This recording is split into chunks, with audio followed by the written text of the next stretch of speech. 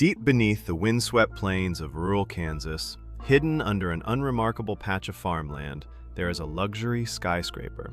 But you will never see it on the horizon. It has marble countertops, a swimming pool, a movie theater, and a climbing wall. It has 15 full stories, and every single one of them is buried underground, sealed inside a concrete tube originally built to launch a nuclear weapon. This is the Survival Condo, and it may be the most extreme example of adaptive reuse engineering ever attempted. To understand it, you have to start with what was here first. In the early 1960s, at the height of the Cold War, the U.S. Army Corps of Engineers built only 72 Atlas F missile silos across the country. These were not ordinary military structures. They were among the most hardened things humans had ever poured. Each silo was a vertical shaft sunk nearly 200 feet into the earth, designed with a single uncompromising purpose: to survive a near-direct nuclear strike and still launch its missile. The upper walls were built from epoxy-hardened reinforced concrete up to 9 feet thick, laced with steel rebar, capable of shrugging off pressures that would vaporize any conventional building. When the Atlas program was decommissioned in 1965, these fortresses were simply abandoned, flooded with groundwater, and forgotten. To rebuild one today would cost well over $100 million. Developer Larry Hall bought this one for a fraction of that price, and then faced a problem no architect normally confronts. How do you build a 15-story tower not up into the sky, but downward into a flooded concrete pit? The first challenge was the silo itself. After decades of neglect, the shaft had to be pumped dry, scrubbed, and structurally surveyed. The original blast-resistant cap was reinforced, and the top of the silo was sealed beneath a monolithic dome, a continuous shell of sprayed concrete and rebar engineered to deflect debris and withstand winds in excess of 500 miles per hour. Above ground, all you see is a low concrete hump. Everything else descends. But here's where the engineering gets genuinely clever. You cannot simply bolt floors to the inner wall of a structure that is designed to take a nuclear shockwave.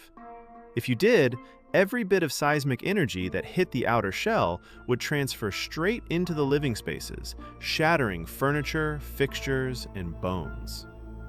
The original Atlas engineers understood this in the 1960s, when they suspended the missile and its launch equipment on enormous spring systems, so the hardware would ride out a blast without being torn apart.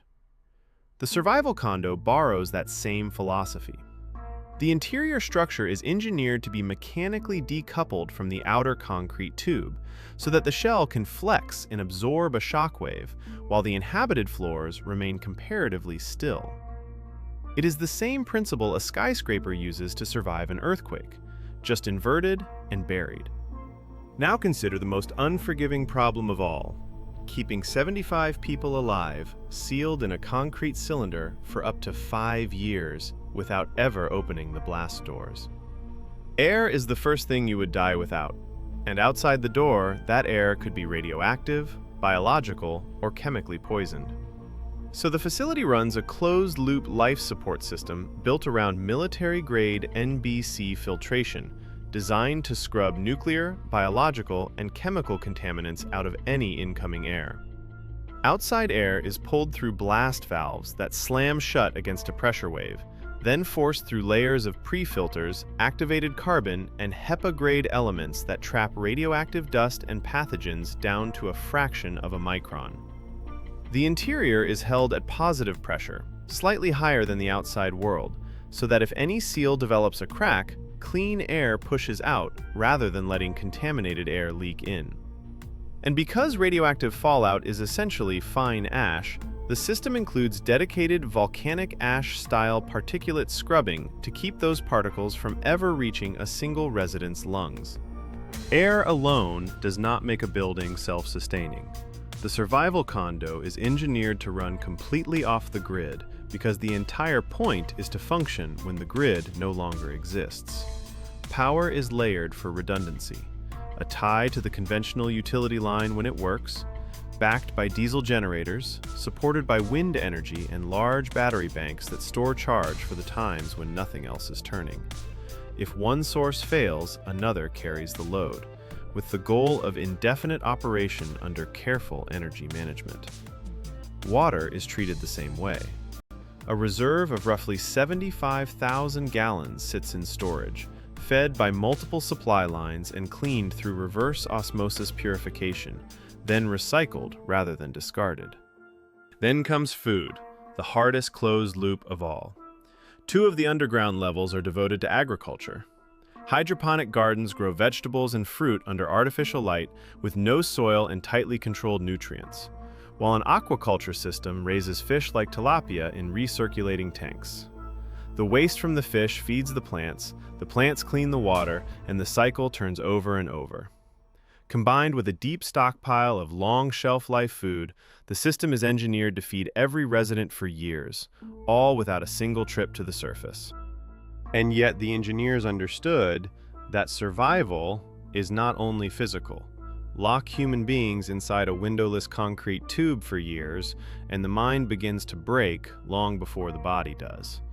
So the final layer of engineering is psychological. The condo units feature large LED screens built to mimic windows, displaying simulated daylight and outdoor scenery, programmed to brighten and dim with a natural day-night rhythm so the body's internal clock stays anchored. There is a full movie theater, a pool, a gym, a bar, even a climbing wall, all designed to give residents the feeling of space and normal life inside a sealed cylinder 197 feet underground. It is, by any measure, a staggering feat of engineering. A decommissioned weapon of mass destruction turned into one of the most resilient habitats ever built. But it leaves us with a harder question, one that no amount of concrete or filtration fully answers. We can decouple floors from shockwaves, scrub poison from the air, and grow fish in the dark for 5 years. But can engineering alone truly outsmart nature and human nature indefinitely? Or is even 9 feet of hardened concrete just a very sophisticated way of buying time? If you found the engineering behind this buried fortress as fascinating as we did, subscribe to The Engineering Edge and we'll take you inside the next structure the world wasn't supposed to see.